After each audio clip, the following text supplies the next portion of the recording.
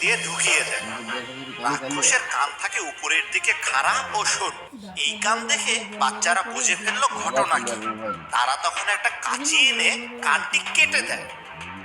ও বাবা রে, ও মা রে, আমার কান কেটে নিল রে।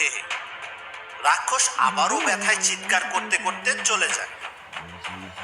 কিন্তু একটু পরে সে আবারও চলে আসে। এবার সে ছলচাতুরি না করে দরজা ভেঙে ঘরে ঢুকে পড়ে।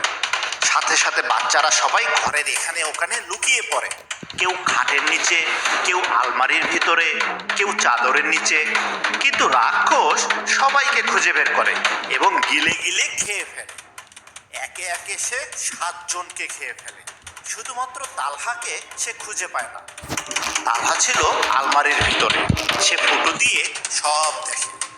বাচ্চাদের খেয়ে দিয়ে রাক্ষস ঘর থেকে বেরিয়ে আসে এবং সে পাহাড়ের দিকে হাঁটতে শুরু করে।